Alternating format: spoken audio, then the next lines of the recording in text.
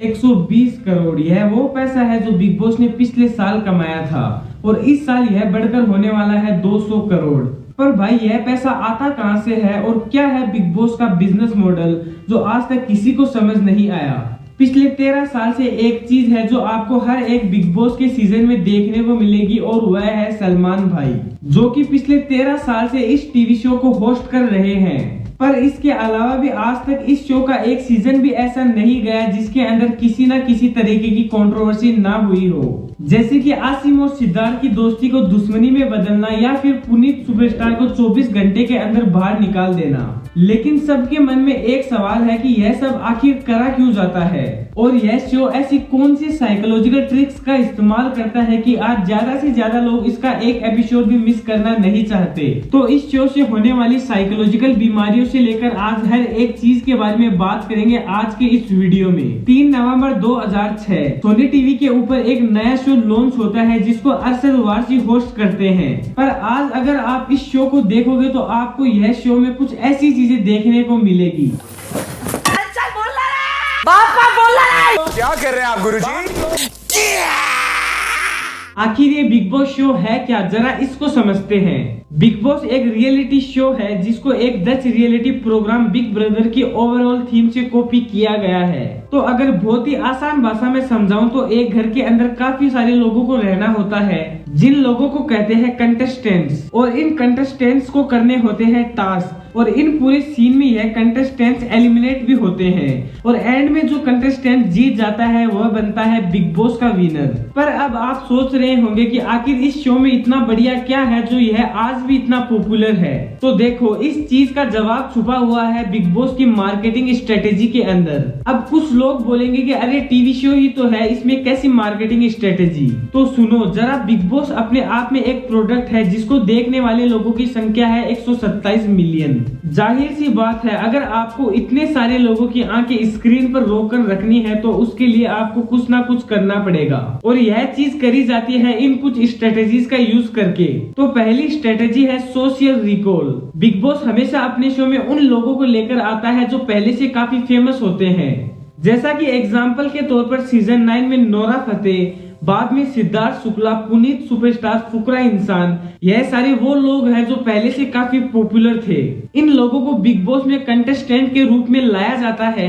अब देखो, ऐसे करने के 2 फायदे हैं और इसको फुकरा इंसान के एग्जाम्पल से समझते हैं। जब फुकरा इंसान को बिग बॉस में लाया गया तो सबसे पहले उनकी जो हार्डकोर ऑडियंस है वो बिग बॉस को देखने चली आई।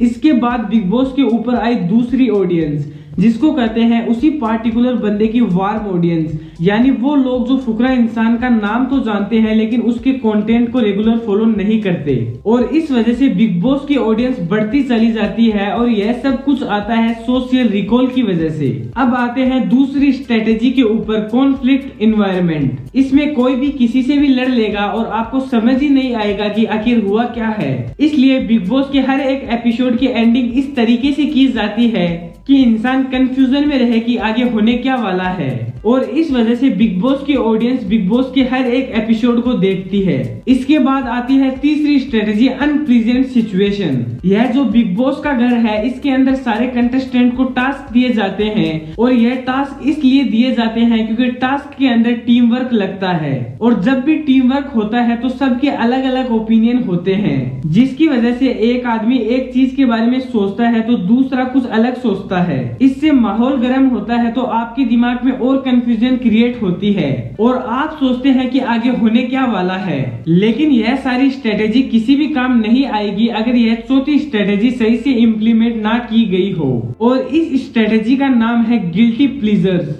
देखो, बिग बॉस का मतलब है एक घर है, उसमें बहुत सारे लोग हैं और लोगों के बीच में भयंकर लड़ाई हो रही है।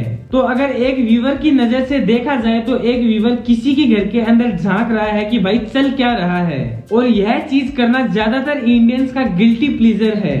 मतलब कि हमें खराब तो बहुत लगता है कि किसी और के घर में झांकना सही नहीं है, लेकिन मजा भी बहुत आता है। लेकिन क्या आपने कभी सोचा है कि बिग बॉस के अंदर इतने लोग आते हैं और इन लोगों में से कुछ ही लोग अपना करियर अच्छा बना पाते हैं, लेकिन बाकी लोगों को थोड़ा दिन का फेम मिलता है और उसके बाद उन्हें कोई याद नहीं करता। तो आखिर ऐसा क्यों? फेम तो शो में जाने वाले सारे लोगों को मिलना चाहिए, तो फिर ऐसा क्यों होता है कि इन लोगों में से कुछ ही लोग करियर बना पाते हैं? यह चीज बाहर से देखने में जितनी अच्छी लगती है उतनी ही अंदर से भयानक है। इन सारी बातों का राज छुपा हुआ है बिग बॉस के प्रोडक्शन मॉडल के अंदर। अगर बिग बॉस के प्रोडक्शन मॉडल को बहुत ही ध्यान से देखा जाए तो वहाँ पर आपको काफी प्रॉब्लम्स दिखेगी, जिसमें सबसे पहली प्रॉब्लम होती है वन साइडेड कॉन्ट्रैक्ट्स। देखो, बिग बॉस के हर एक कंटेस्टेंट को इस शो पर आने से पहले एक कॉन्ट्रैक्ट साइन करना पड़ता है। अब जाहिर सी बात है कि यह जो कॉन्ट्रैक्ट होता है यह हमेशा एक तरफा बनाया जाता है।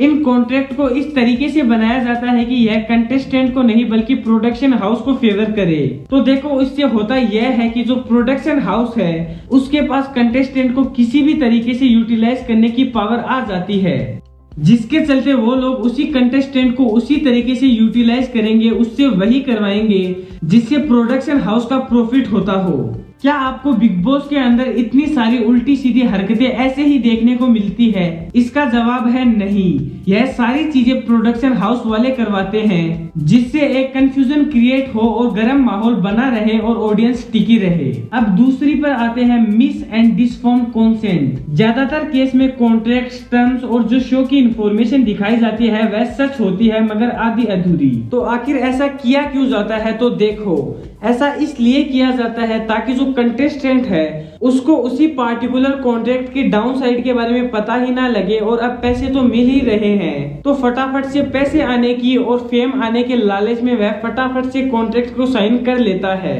अब आप में से बहुत से लोग बोलोगे कि इसमें दिक्कत क्या है, पैसे भी आ रहे हैं और फेम भी।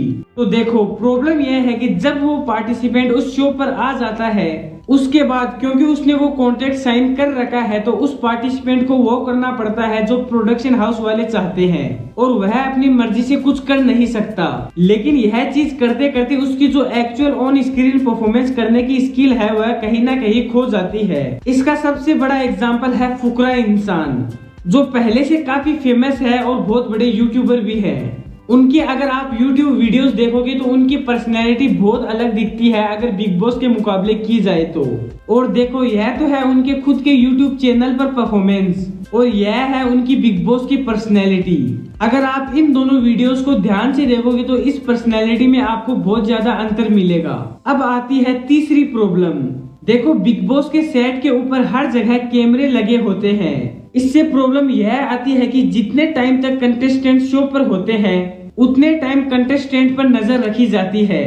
इन तीनों प्रॉब्लम्स की वजह से कंटेस्टेंट के करियर पर बहुत ज्यादा फर्क पड़ता है। यह सारे कंटेस्टेंट बिग बॉस खत्म होने के बाद बाहर आते हैं, तब होती है असली प्रॉब्लम, और प्रॉब्लम का नाम है प्रीसेट परसेप्शन। वैसे तो बिग बॉस एक स्क्रिप्टेड शो है, लेकिन एक रियलिटी शो होने की वजह से ऑडियंस कंटेस्टेंट को बिग बॉस में अलग नजरिए से देखती है और इस वजह से उसकी वही इमेज बन जाती है। लेकिन जो कंटेस्टेंट बिग बॉस में करता है वह रियल नहीं होता, वह फेक होता है, क्योंकि जो कंटेस्टेंट करता है वह प्रोडक्शन हाउस वाले करवाते हैं। जैसे कि पुनीत सुपरस्टार की पर्सनैलिटी बिग बॉस में थी, वैसे ही उसकी पर्सनैलिटी इंस्टाग्राम वीडियोस में है। लेकिन पुनीत की पर्सनैलिटी बिग बॉस में अलग होती तो उसका करियर भी डाउनफॉल में जा सकता था। इसी वजह से बिग बॉस पर कई लोगों के करियर बन जाते हैं, जैसे कि प्रिंस, और कई लोगों के करियर डाउन में चले जाते हैं। लेकिन आज की वीडियो में बस इतना ही। अगर आपको वीडियो अच्छा लगा हो तो लाइक कीजिए, चैनल को सब्सक्राइब कीजिए और अपने दोस्तों के साथ जरूर शेयर कीजिए।